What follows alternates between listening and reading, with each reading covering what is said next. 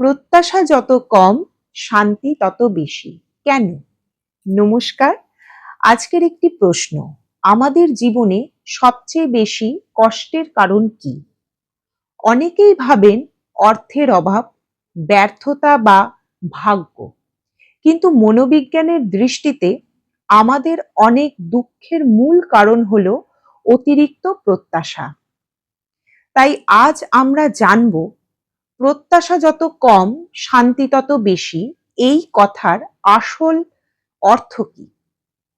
আর কিভাবে প্রত্যাশা কমিয়ে আরো শান্ত ও সুখী জীবন গড়ে তোলা যায়। চলুন শুরু করা যাক। নমস্কার, আমি সুতন্নি। আজকে আবার চলে এসেছি একটি নতুন টপিক নিয়ে আপনাদের কাছে। আশা করব আপনারা শেষ পর্যন্ত থাকুন এবং আমার এই ভিডিওটি শুনুন। প্রত্যাশা কি? প্রত্যাশা মানে হলো কোনো মানুষ বা পরিস্থিতি বা ঘটনার কাছ থেকে নির্দিষ্ট ফল পাওয়ার আশা করা। যেমন, আমি ভালো ব্যবহার করলে সবাই আমার সঙ্গে ভালো ব্যবহার করবে। আমি অনেক পরিশ্রম করলে সবাই আমার প্রশংসা করবে। আমি যার জন্য এত কিছু করি সেও সবসময় আমার কথা বুঝবে। এই প্রত্যাশাগুলো সবসময় পূরণ হয় না, আর তখনই জন্ম নেয় হতাশা, রাগ ও মানসিক অশান্তি। প্রত্যাশা বেশি হলে কেন কষ্ট বাড়ে? কারণ আমরা অন্যের আচরণ বা জীবনের সব ঘটনা নিয়ন্ত্রণ করতে পারি না। প্রত্যেক মানুষের চিন্তা, অনুভূতি ও সিদ্ধান্ত আলাদা। তাই সবাই আমাদের ইচ্ছা মতন আচরণ করবে এমনটা আশা করা বাস্তবসম্মত নয়। যখন বাস্তবতা আর প্রত্যাশার মধ্যে বড় পার্থক্য তৈরি হয়, তখন মন খারাপ হয়, সম্পর্কে টানাপোড়েন বাড়ে এবং মানসিক চাপ বেড়ে যায়। প্রত্যাশা কম মানে কি স্বপ্ন ছেড়ে দেওয়া? একদমই নয়। প্রত্যাশা কম মানে কি স্বপ্ন ছেড়ে দেওয়া? একদমই নয়।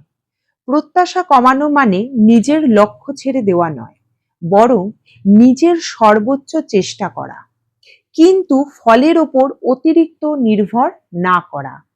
আপনি পরিশ্রম করবেন, উন্নতি করবেন, স্বপ্ন দেখবেন, কিন্তু যদি ফল একটু দেরিতে আসে বা প্রত্যাশা মতো নাও আসে, তাহলে নিজেকে ভেঙে পড়তে দেবেন না। এটাই মানসিক পরিপক্কতার লক্ষণ। কিভাবে প্রত্যাশা কমানো যায়? প্রথমত, অন্যকে বদলানোর চেষ্টা না করে নিজেকে উন্নত করার দিকে মন দিন। দ্বিতীয়ত, যা আছে তার জন্য কৃতজ্ঞ হতে শিখুন। প্রতিদিন ছোট ছোট ভালো বিষয়গুলোর জন্য কৃতজ্ঞতা প্রকাশ করুন। কৃতজ্ঞতা প্রকাশ করলে মন অনেক শান্ত থাকে। তৃতীয়ত, অন্যের স্বীকৃতির জন্য নয়, নিজের মূল্যবোধ অনুযায়ী কাজ করুন। চতুর্থত, মনে রাখুন, সব মানুষ সব সময় আপনাকে বুঝবে না, আর সেটাই স্বাভাবিক। বাস্তব জীবনের একটি উদাহরণ ধরুন, আপনি আপনার বন্ধুর জন্মদিনে অনেক সুন্দর একটি উপহার দিয়েছেন।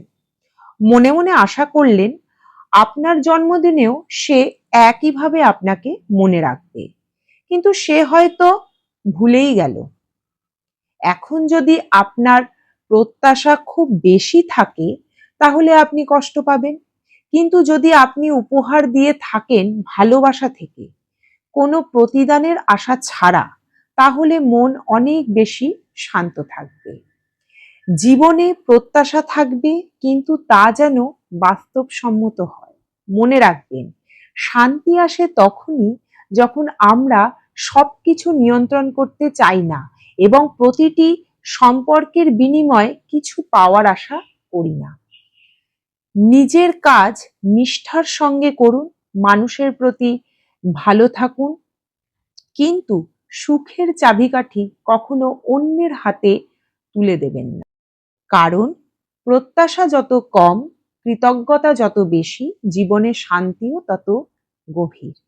যদি আজকের ভিডিওটি আপনার ভালো লেগে থাকে, তাহলে ভিডিওটি লাইক করুন, বন্ধুদের সঙ্গে শেয়ার করুন এবং এমন আরও জীবনমুখী ও অনুপ্রেরণামূলক ভিডিও পেতে আমার চ্যানেলটি সাবস্ক্রাইব করতে ভুলবেন না।